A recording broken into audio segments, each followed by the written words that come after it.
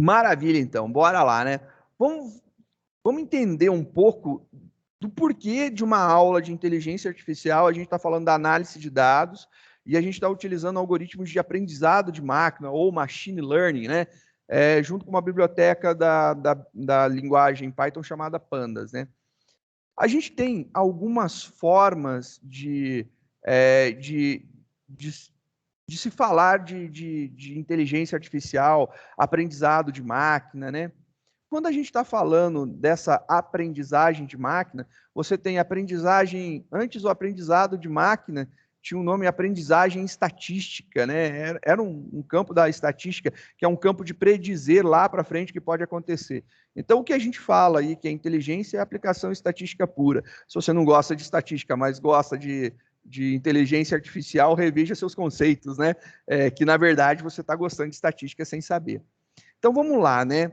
Você tem várias formas de pronúncia, então pode ser aprendizado, aprendizagem, chamam às vezes aprendizado automático, aprendizagem automática, aprendizado de máquina, aprendizagem de máquina, e isso tudo daí literalmente é um dos campos da área de ciência da computação, que é uma das áreas, né, que foi da engenharia elétrica. Então, né, foi saído lá da engenharia elétrica, engenharia de computação, ciência da computação, que foi evoluindo e a gente chegou num campo muito interessante, que é do nosso do nosso foco da disciplina, né? Que é literalmente a inteligência sendo aplicada através de códigos, né?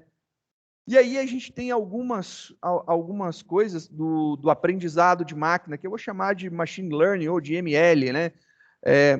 Nós temos que o aprendizado de máquina, ele é dividido pelo menos em três partes significativas, e eu coloquei uma figurinha para destacar. A gente tem o aprendizado supervisionado, não supervisionado e por reforço.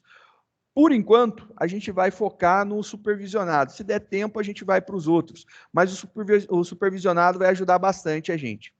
Vou mostrar aqui para vocês. Deixa eu colocar, ver. Tem uma forma de exibição. Full screen F11. Eu acho que isso aqui vai ajudar bastante. Esse cara daqui. Isso. Me ajuda bastante dessa forma. Olha só que interessante. Nós temos aí a grande área do aprendizado de máquina. Aprendizado de máquina é uma sub-área da inteligência artificial, que é uma sub-área da ciência da computação, que é uma sub-área, né, da engenharia da computação, que é uma sub-área da engenharia elétrica. Então, a gente pode ter engenheiro elétrico querendo aprender isso aqui. Então, fica legal que, se eles quiserem, eles podem assistir a aula que vai dar certo. E eu garanto para você, porque eu já experimentei isso daí com eles. Pegando aqui, a gente tem essas três grandes áreas do aprendizado de máquina. Tem um aprendizado supervisionado, não supervisionado e por reforço. Vamos pegar o supervisionado, né? Aquele que há alguém fazendo a tutoria do ensino, né? Está ali o tutor. Então, nós temos duas grandes áreas, que são os algoritmos de classificação e os algoritmos de regressão. Quando a gente lida com algoritmos de classificação, normalmente você quer saber se tem COVID ou se não tem COVID, se é ou se não é. Então, você estabelece classes, normalmente duas ou mais classes podem ser criadas. Regressão. Eu quero prever o valor da nota do aluno se eu ensinar tais tópicos para ele na minha disciplina. Então, pelas atividades que ele vem desenvolvendo, pelo feedback dele, qual será a previsão de nota do aluno? Ou previsão de valor de casas em determinada região, segundo tais pontos. E aí é um valor numérico, né? E aí você calcula, é 50%, é 12%, é 20%. Isso daí é regressão. Regressão é quando você quer valores numéricos. Classificação é quando você quer valores de alguma classe, que pode ser sim, não é, né? Pertence, não pertence, azul, roxo, cachorro, gato, cachorro, não cachorro. É um exemplo aí de classificação, né? Aonde nós podemos utilizar os de regressão. O de regressão, ele tem algumas coisas bem legais. Quando a gente fala de regressão, a primeira coisa que vai vir na cabeça de qualquer um que você vai ver em qualquer curso que se tenha hoje é o cara falar regressão linear. Eu recomendaria você fazer estudos sobre regressões. Não existe somente a linear, existem várias outras regressões, e isso daí é uma coisa legal. Porque quando você tem a regressão linear é uma fórmula que te dá uma reta e você tem os seus pontos, e os seus pontos têm que estar mais próximos dessa reta daí, que a gente vai conversar mais para frente. Então, é legal, por exemplo, para você ter ideias, tirar insights, né? Tirar insights, o nome em inglês. Você criar insights sobre possibilidades, porque você tem lá, não só com regressões, né? Logística, regressão linear, binomial, não importa. Qualquer regressão que você for utilizar, qualquer algoritmo de regressão que for utilizar, ele pode te dar novos insights, novas ideias sobre o teu problema ou sobre os teus dados, coisas que você não tinha percebido, você consegue. Você tem também a ideia, isso daqui eu achei muito legal, otimização de processos. Na Faculdade de Engenharia de Guaratinguetá, na FEG, tem o curso de Engenharia da Produção. E eles têm, depois da graduação em Engenheiro de Produção, eles têm uma especialização em Engenharia da Produção, e aí eles têm um mestrado profissional, mestrado acadêmico em Engenharia da Produção. E aí, quando você vai ver a grade do curso todo, tanto graduação, especialização, mestrado acadêmico, mestrado profissional, tem várias coisas da ideia de otimização de processos. Que aí eu vi uma aplicação muito interessante, e aí não era de machine learning, mas eu vi uma otimização de processo muito legal, que é uma catapulta. Teve um curso acho que de Green Belt aqui na FATEC, que foi ministrado pelo professor Tenório, Sérgio Tenório. E aí o Sérgio, ele deu, eu acho que ele tinha uma catapulta, e você tinha a catapulta, tinha que lançar, e tinha um copinho, e a bolinha tinha que cair, né? Você lançava uma bolinha, a bolinha tinha que cair no copinho, existe lá uma distância, etc e tal. E aí ele fala, você não pode ficar experimentando, né? Vou atirar a bola, pum, atirei, caiu fora, é menos, até você chegar num valor perfeito. O ideal é que você tenha métricas que você consiga calcular, né? Se você tem a força, a intensidade, o disparo, o ângulo, você consegue calcular isso daí. E você pode otimizar o teu processo falando qual é a força necessária para jogar uma bola de tantos quilos em uma determinada distância, e aí você faz técnicas de otimização de processo. Eu vi outras técnicas fabulosas de otimização de processo que eu nunca tinha imaginado na vida, coisa top demais. Muito legal, e muitos algoritmos são algoritmos que entram dentro da parte de aprendizado de máquina, na parte de algoritmos supervisionados, né? A gente tem, obviamente, predições, como eu falei, eu quero saber, vamos sacanear o INPE, né? Eu quero saber se vai chover. Eu quero saber a temperatura de amanhã. Com base nos dados climáticos de hoje, de ontem, anteontem, mês passado, ano passado, e similares, né, e condições atmosféricas, não sei o quê, eu posso predizer, né, estatisticamente dizer que existe uma probabilidade de, e aí isso é a predição, é uma probabilidade de isso ocorrer em X%. Então, quando você consegue chegar nisso daí, você está montando probabilidade. Já em, por exemplo, classificação, a gente tem algumas coisas legais. Uma coisa que eu sempre falo para todo mundo, você sabe que você é um treinador de inteligências artificiais, né? Você, por acaso, já utilizou aquele CAPTCHA do Google, que ele fala para você assim, selecione as imagens com pontes. E aí você, bobão, fica lá clicando nas imagens com pontes. Aquilo de lá é uma técnica fabulosa para você evitar bots, né, robôs, sistemas automatizados, mas é fabuloso também porque você está treinando um algoritmo de aprendizado de máquina pela técnica de aprendizado supervisionado, e isso daí é um algoritmo de classificação. Você está classificando aquela imagem como ponte, não ponte, ponte, não ponte, ou semáforo, ou porta, ou barco, ou carro, bicicleta, qualquer coisa que o Google cisme de querer classificar, você está exatamente usando um algoritmo de machine learning, que ele é de aprendizado supervisionado e você é o treinador para fazer classificação de valores. Nós estamos trabalhando de forma gratuita para o Google e, em contrapartida, eles nos dão, né, a ferramenta de proteção lá, de identificação, o que é o CAPTCHA, né?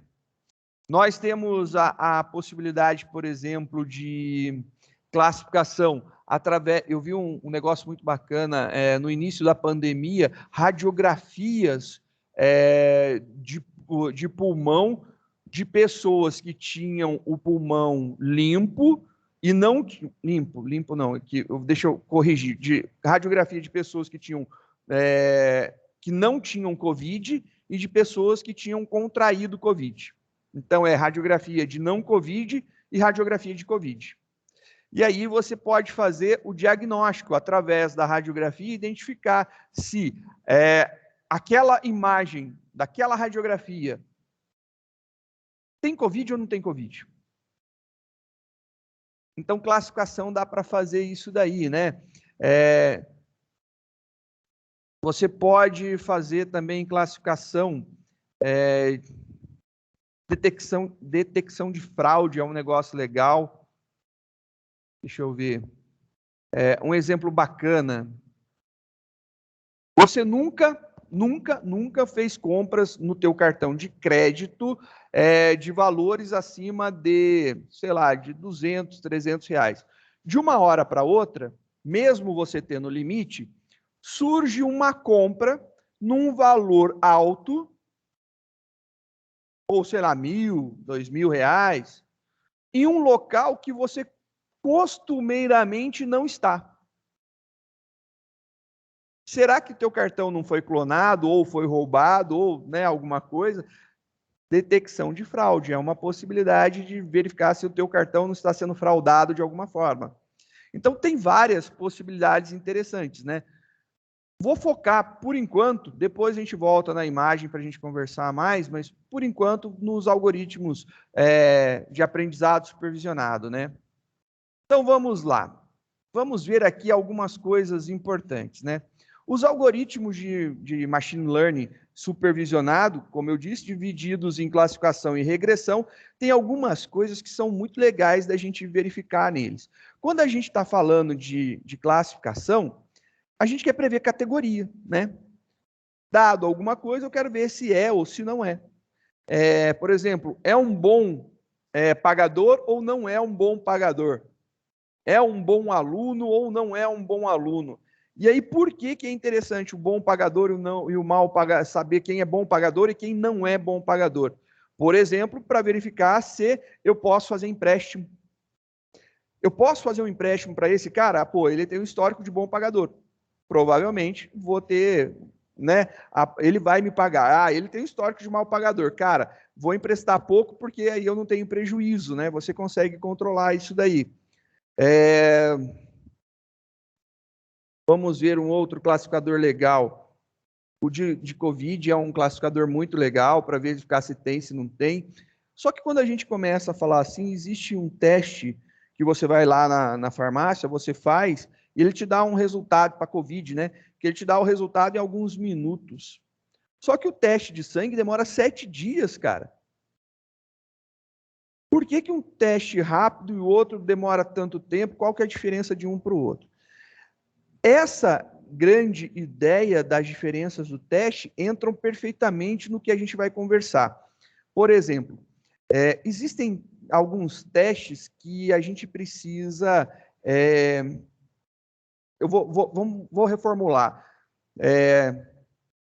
Você teve alguns sintomas e quer saber se você está com Covid. Você vai na farmácia, você paga lá, compra um teste rápido, faz o teste rápido. E com o teste rápido, eu falo para você, você tem Covid. Aí você fala, opa, eu tenho Covid. Qual que é a primeira ação? A gente vai ter o isolamento, se separa, fica distante dos outros para evitar contaminação, uso de máscara, né? Tá? Vou agora para o hospital, levar lá o meu teste rápido, olha, meu teste rápido indicou que eu tenho Covid. Beleza, calma, não estressa. Vamos fazer um teste mais específico. Num teste mais específico, ele vai dizer se realmente você tem.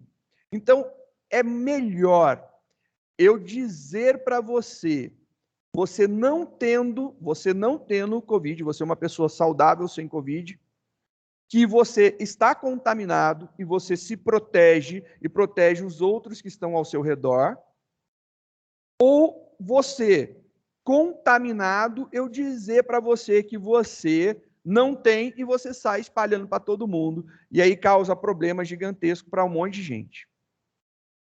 Minha opinião pessoal é o primeiro caso. Você está saudável e eu erro dizendo que você tinha e você se resguardou. Você vai fazer um teste mais específico, ele consegue realmente descobrir. Isso daí são métricas. Essas métricas de testes são o que a gente vai estudar. Então, o objetivo nosso é prever alguma categoria, por exemplo, se você está com Covid ou não, e a gente tem algumas métricas. A gente tem uma métrica chamada acurácia, uma chamada precisão, o recall eu sempre esqueço o nome em português. Sensibilidade, eu acho que é sensibilidade. Precisão e sensibilidade. E a gente tem a curva ROC e a área under curva ROC, né? A área debaixo da curva ROC, o A, o C. Essas métricas são algumas das métricas que a gente vai utilizar para entender se o nosso algoritmo ele está trazendo uma resposta boa ou se ele está trazendo uma resposta zoada. Isso daí são métricas para a gente avaliar o nosso algoritmo. Então, por exemplo, você imaginando lá o caso da Covid, a sensibilidade. O teste rápido, ele é muito sensível. Então, se tiver qualquer coisinha que ele suspeite que possa ser Covid, ele vai indicar positivo, dizer que você tem Covid. Então, é alguma coisa que você tem que prestar atenção. Então, quando um teste ele precisa ativar rapidamente, ele é sensível demais, os seus dados estão gerando, né, fatores sensíveis, você pode avaliar se o recall ou a sensibilidade, se ela está boa. Se você quiser verificar não a sensibilidade, mas para fazer uma avaliação a fundo, você tem a precisão, para verificar se realmente aquilo é aquilo. Então, você tem a precisão. Quando você executa a precisão, você está garantindo que aquele que é para ser. E aquele que não é para ser. É isso daí, é precisão. Eu estou acertando. Esses são exemplos de métricas que a gente pode utilizar e que a gente pode utilizar e analisar. Em alguns casos, a gente pode analisar a acurácia, e a acurácia ela envolve a precisão e o recall, tá? Tem lá os valores que foram utilizados para a precisão e para o recall, a gente consegue aqui na acurácia. Mas, às vezes, a acurácia não nos interessa. Por exemplo, o teste do Covid, dependendo, eu posso querer uma sensibilidade maior ou eu posso querer uma precisão maior. E aí, eu não vou ligar para a acurácia. Eu vou ligar para a precisão ou para o recall, para o precision ou para o recall, né? Que são as duas métricas que vão me dizer se o que eu estou vendo nesse momento se é realmente bom para mim. Porque eu posso ter uma acurácia boa, mas eu necessitava de uma precisão. E aí, essa precisão foi baixa. Isso daí é um problema que a gente tem que analisar. Às vezes, o nosso resultado dá bom lá na acurácia, você fala, acurácia altíssima. Só que eu precisava que tivesse uma precisão maior. Precisa estar conectado que não vai executar nada. E aí, nessa brincadeira, a gente tem esses problemas, e esses problemas precisam ser entendidos e avaliados. A curva ROC, ela tem uma característica legal, ela é uma curva que ela faz tipo um cotovelo. Então, quanto mais rápido ela sobe e ela fica em cima, ela forma, né, literalmente, ela faz um cotovelo, né? Se ela formar esse cotovelo, trazendo esse cotovelo bem lá para cima, quer dizer que é bom. E aí eu tenho uma outra métrica que eu posso analisar em cima dessa curva daqui, da curva ROC, que é a AUC, que é a área debaixo da curva. Então, quanto maior a área debaixo da curva, melhor. Perdão. Por quê? Porque quer dizer, então, que a curva ROC está boa e a área está boa e eu consigo calcular isso daí. O primeiro passo que a gente vai, né, seguir para começar a estudar vai ser identificar qual que é o nosso problema. Seu problema pode ser baseado, né, em alguns datasets famosos, algumas bases de dados famosas. Tem uma base de dados que a gente vai estudar, que é a base de dados da íris, né, da flor de íris. É famosíssima, super daorinha para mexer. Normalmente a gente consegue valores de assertividade muito altos com ela, então é legal. E aí, a partir daí, a gente vai fazer alguns passos. Quais são os passos que a gente vai realizar? Primeira coisa, identifiquei meu problema, eu vou obter esses dados. Peguei os meus dados, como a gente fez lá no caso do Sistema de Nascimentos do Distrito Federal. A gente foi lá no dados.df.gov.br, a gente acessou, fez o download do arquivo, então a gente obteve o dado. A partir do momento que a gente obtém o dado, a gente faz inicia-se um processo de separação. Esse processo de separação, ele se dá, pode ser em 2 partes ou em 3 partes.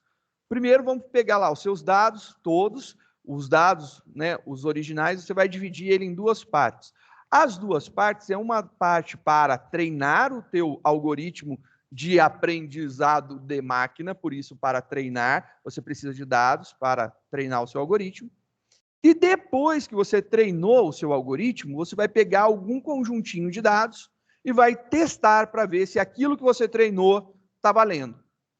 E isso daí é um problema fabuloso, é gigante esse problema. É uma coisa que ninguém dá valor e é um problema show de bola, aquele que você nunca imaginaria. Eu tenho uma ideia para vocês. Vamos supor lá, eu peguei uma determinada base de dados para verificar, sei lá, internações por pneumonia, beleza? Internações por pneumonia. E aí eu tenho lá as pessoas. E aí, por um acaso, eu deixei ordenado da menor idade para a maior idade. Então, eu fiz o quê? Eu ordenei a minha base de dados da menor idade para a maior idade. Então, tem lá as crianças com menos de 1 ano, 2, 3, o cara com 5, outro lá com 10, 12, 20, outro com 40, outro com 50, 60, 70, 90, tem todas as idades. Só que eu deixei os meus dados ordenados. E aí, eu fui lá e separei. Eu peguei, por exemplo, uma das métricas, você pode pegar, muita gente fala de 50, 50, 50% para treinar, 50% para testar, 60, 40, 70, 30, 80, 20. Se você tem uma base de dados muito grande, muitos registros, 70, 30, 80, 20 são bons valores, eu acho que são legais, já dá para fazer um bom treinamento. E aí você pega e corta, né? Você pegou lá os seus dados separados, uma faixa etária, e você pega de 0 anos até, sei lá, 50 anos e treina teu algoritmo. Você treinou. E aí você pega os teus dados de teste, que vai de 51 anos até 99, e você vai testar. E aí, na hora que você testa, erra tudo errado, não acerta, tá ruim. E aí, por quê? Isso se chama enviesamento dos dados, né? A gente criou um viés, um foco, né? Por quê? Porque eu treinei meus dados com pessoas até 50 anos de idade. Ele não sabe o que acontece com uma pessoa com 51, com 70, com 90. Ele não conhece isso daí. Então, na hora da separação dos meus dados, em base de treino e base de teste, existem técnicas para separar. Não é simplesmente eu pego os 70, se você tem 100 registros, você pega os 70 primeiro para treinar e os 30 últimos para testar. Não é. Existe técnica para que isso não cause viés. E aí é legal, porque ele vai pegar de forma aleatória, a randomicidade, a aleatoriedade vai ser um fator importante, ele vai pegar valores aleatórios, então vai pegar criança, idoso, pessoa de adolescente, idade média, né? E vai catando, e vai montar 70%, pegou aleatório, 70% dos dados separados de forma aleatória. E ficou 30% ainda de forma aleatória para treinar. Você tirou o viés da idade. Isso acontece muito. Por exemplo, se você tem uma base que tem, por exemplo, homens e mulheres, e aí você treina cortando, você treinou com muito homem e pouca mulher. Na hora que você vai fazer a avaliação com mulher, dá valor diferente, e aí as suas métricas não conseguem bater. Você começa a ter assertividade baixa. Por quê? Porque você enviesou os seus dados, você fez um treinamento focado em algum tipo específico. Por isso, a separação em treino e teste é um ponto que deve ser, sim, muito, né, atentado, né? Você tem que ter muita atenção a ele, dar muita atenção, para que você não cometa erros primários de, por exemplo, fazer tratamentos nas suas bases de dados antes de separar. A primeira coisa que a gente faz é separa a tua base em treino e teste de forma aleatória. Às vezes, a gente ainda pode pegar mais uma porcentagem para fazer uma validação. Então, você faz o treino, valida os teus dados, depois de validado, você treina. É isso daí. Então, tem essas possibilidades. 70, 30 ou 80, 20 são possibilidades bem legais. Depois que você fez a separação dos seus dados, né, em treino e teste, pelo menos, ou treino, validação e teste, ou treino e teste, você vai iniciar um processo de limpeza dos seus dados. A parte de data cleaning, limpeza dos dados, é muito importante. Por quê?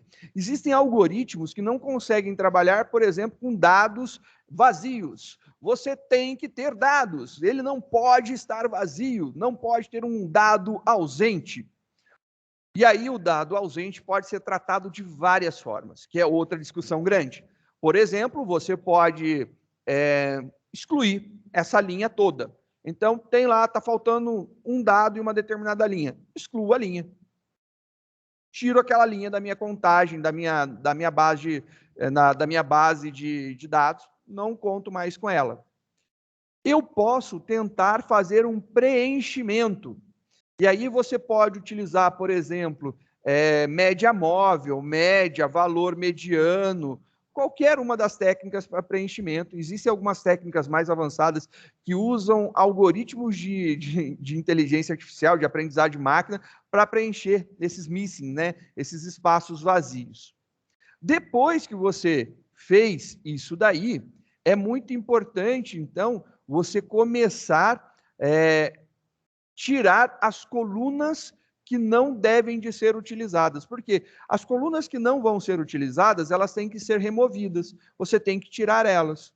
Por que você precisa tirar essas colunas? Porque elas não vão te ajudar em nada, elas só vão atrapalhar. Então, você vai trabalhar, por exemplo, com dados, né, estatística, então é sempre número, com dados numéricos, vai tirar todas as colunas de texto, arranca elas, tira ela. Então, você tira todas as colunas desnecessárias.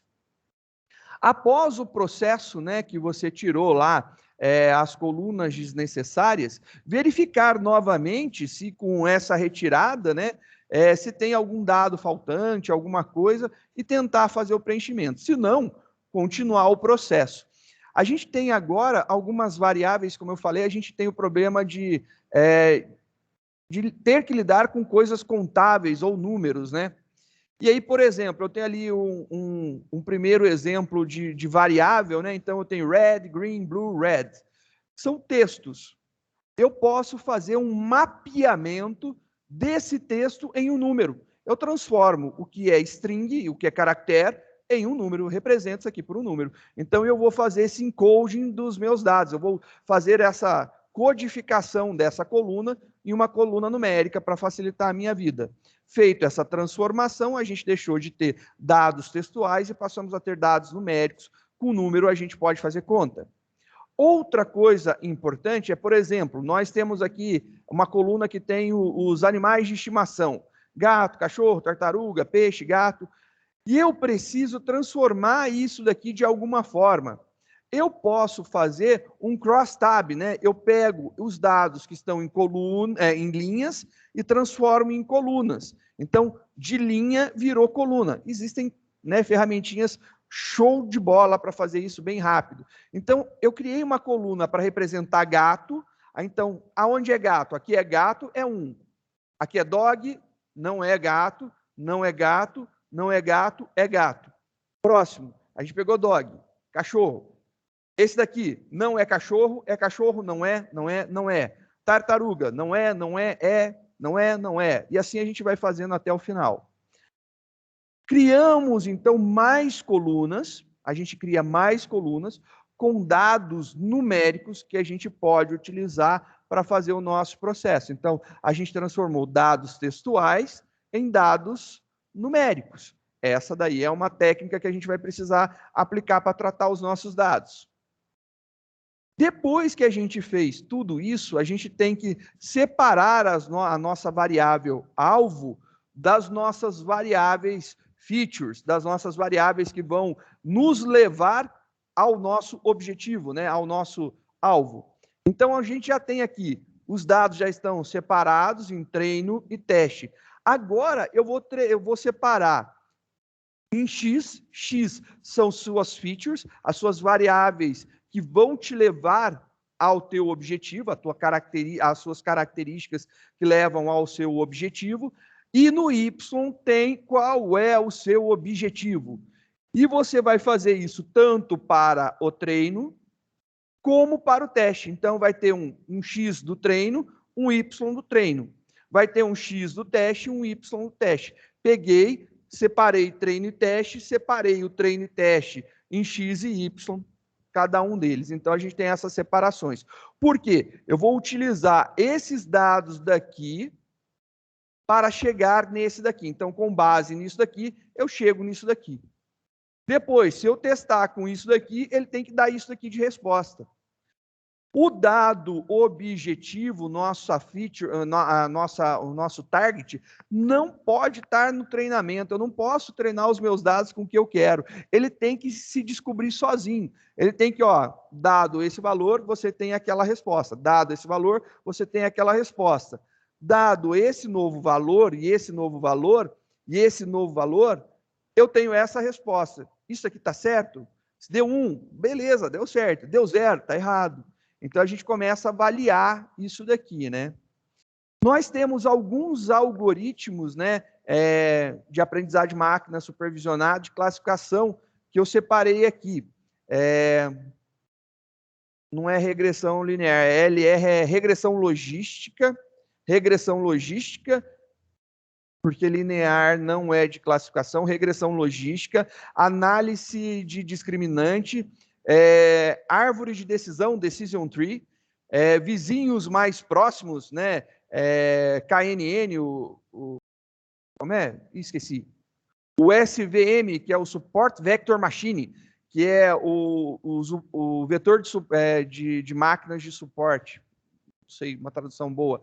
E a gente tem florestas randômicas, random forest.